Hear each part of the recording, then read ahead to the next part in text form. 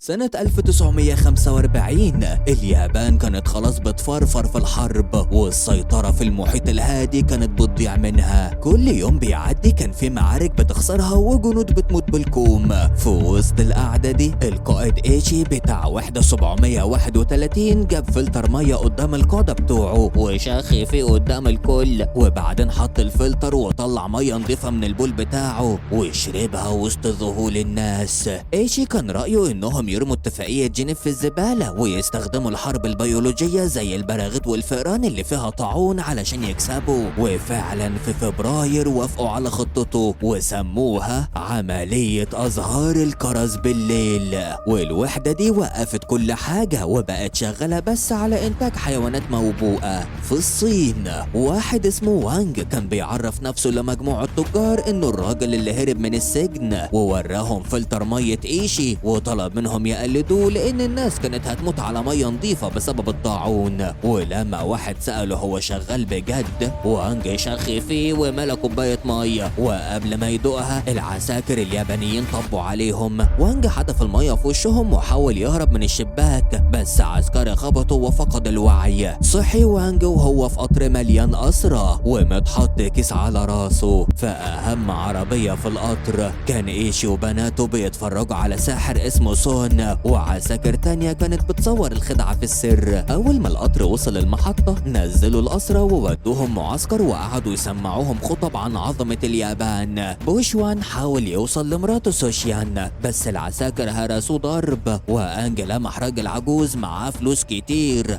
فلطش منه كام ورقة وقال له انه يعرف ناس تخرجه. والراجل العجوز حط بقى فلوسه في جزمة المترجم سيرجي وقال له انه هو وعيلته مجرد مشخصاتية، بس برضه العساكر فصلوهم عن بعض، الرجالة في ناحية والستات في ناحية. دخلوا الرجالة طرقة ووانج ادى الفلوس لبوشوان وقال له دي اللي هترجعك لمراتك. قلعوهم هدومهم ودخلوهم حمام مية ورشوا عليهم مية شديدة لدرجة انهم وقعوا في الحوض والفلوس عامت على وش المية. فجأة سمعوا صوت صويت وضرب نار، وأسرى سوفييت دخلوا عليهم الحمام وقفلوا الباب. واحد وقف يسده والباقي حاول يهرب من الباب اللي وراه بس كان مقفول. السوفييت قلعوا ونزلوا الحوض معاهم وقالوا اسمائهم للصينيين علشان يفتكروهم. اليابانيين كسروا الباب والقائدة إيمامورا ضربت الراجل اللي على الباب بالنار وهددت الباقي، بس سيرجي ترجم الكلام غلط علشان يحذر ولاد بلده. إيمامورا حست انه بيحور وضربته، فوانج اتدخل وترجم كلام سيرجي وطلع بيعرف لغات كتير. بعدها ودوهم الزنازين، وانج وبوشوان وسون بقوا مع واحد اسمه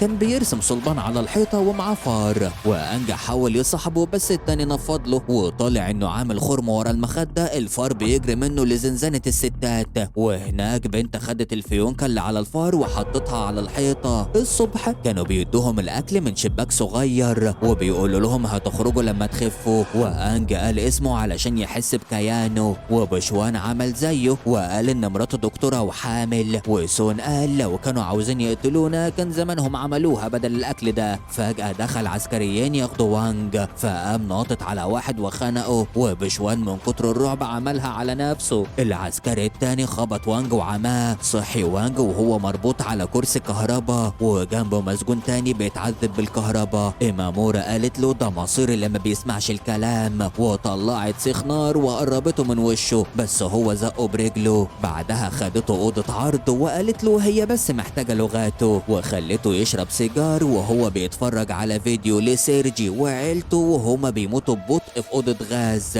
إيمامورا قالت له انت دلوقتي مكان سيرجي. وانج بدأ شغله يلف في الطرقة يوزع الأكل ويقول للناس اليابان بتقول هتخرجوا لما تخفوا بس بكل اللغات. وشاف موكب فيه ست حلوة وأسوسة بيعزفوا مزيكا، وإيمامورا بتنقي مساجين وتقول لهم انهم خفوا وخلاص هيخرجوا. بره المعسكر العساكر كانوا بيتدربوا، والقائد شاف عساكر معاهم تفاحة فاخدها منهم وهزقهم وقال لهم التفاح ده مليان بكتيريا ومحدش يقرب منه. بعدها بشوية وصل علماء وبدأوا يسحبوا دم من المساجين ويدوهم تفاح مكانه، وكل ده بيتصور والدم بيتعلق في سقف المعمل. وانج كان بيوزع الاكل والمساجين بيقولوا عليه خاين. لما وانج شاف الموكب تاني بيخرج مساجين شحت من إيمامورا تخرجه. قالت له لما نلاقي بديل ليك. في يوم الباب ما كانش مقفول كويس، فوانج زاغ ودخل أوضة تصوير وشاف اليابانيين بيصوروا فيديوهات كدابة، وشاف بالصدفة فيديو لسيرجي وعيلته وهم بيموتوا في أوضة الغاز واليابانيين بيضحكوا، فعرف إنه عمره ما هيخرج.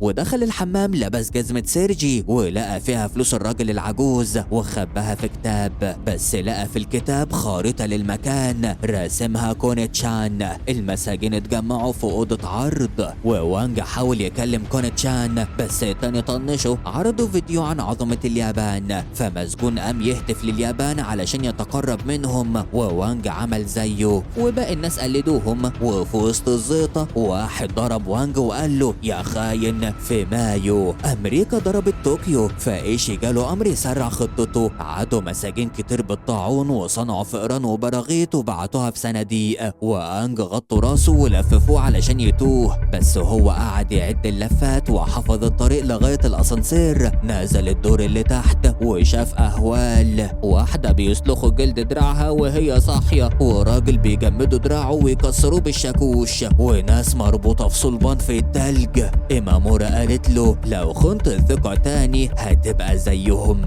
بعدها الحرس قالوا لسون إنه حر، وأنج كان هيتجنن وهو بيشوفه خارج، بس سكت علشان عارف إنه رايح يموت.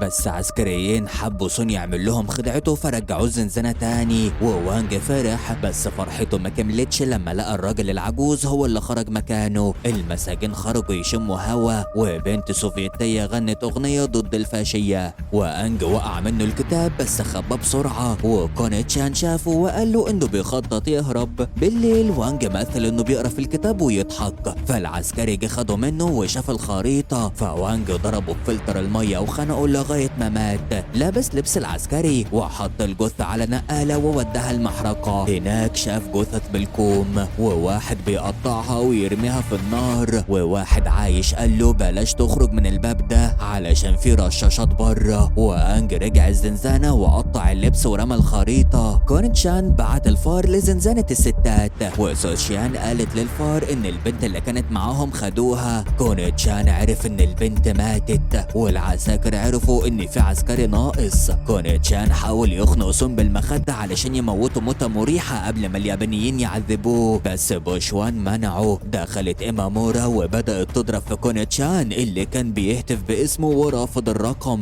فذبحته بسيفها قدام الكل. وانج بقى يمسح الدم، وسون قال له لازم نهرب. وانج عرف ان في عيد ياباني يوم 2 يوليو، وده احسن وقت. الناس بدأت تعيا بالطاعون، وواحد عضه مسجون، فالعساكر قطعوا دراعه علشان العدوى. وانج عرف ان يوم الهروب قرب، وبوشوان سمى ابنه. ووانج وصل الاسم لسوشيان على تفاحة. سوشيان قدرت تخترع علاج للطاعون من حاجات بسيطة، ولعت فيها وعملت دخان، وإيش اتغاظ منها لأنها سبقت علمائه قبل الهروب ب3 أيام. إيش عمل لعبة شد حبل، اللي يخسر يخرج يعني يتقتل.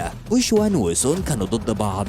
بوشوان ساب الحبل وقال له في مفتاح في خرم الفار، وطلب من وانج ياخد باله من مراته وهو خارج للموت. في يوم الهروب معظم اليابانيين خرجوا يحتفلوا، وانج بدأ يقتل الحرس واحد ورا التاني وفتح الزنازين. المساجين خرجوا وهجموا على الحرس اللي باقيين وداسوا عليهم. وصلوا للأسانسير، بس وانج تاه من كتر المناظر اللي شافها، ناس بتتقطع أحشائها وناس وشها متدمر. وانج لبس لبس وقاية وخبى سوشيان في عربية ووداها المحرقة، بس هي نزلت لما شافت جثة جوزها بوشوان. إيشي كان مستنيهم بره، وخد سوشيان أوضة فيها أجنة في برطمانات، ووانج شافهم وهم بيفتحوا بطن سوشيان وهي صاحية علشان ياخدوا ابنها. وانج انهار تماما. بعدها اليابانيين جربوا قنابل البراغيث في المساجين في أرض مفتوحة، وانج فك نفسه وفك سون، والناس بدأت تحارب العساكر، بس العساكر حصروهم بقذيفات لهب وحرقوا الكل ورموهم في حفرة. بالليل وانج صحي وشال سون على كتفه علشان يطلعوا من الحفرة على جثث الناس،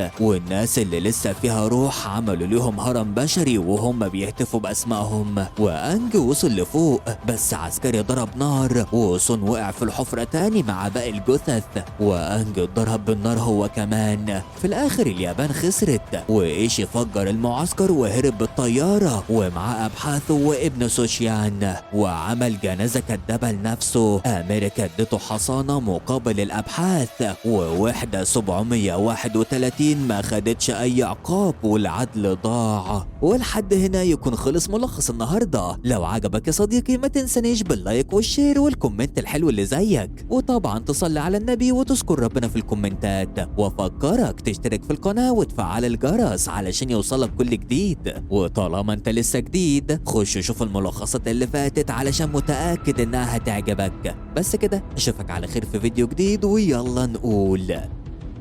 سلام.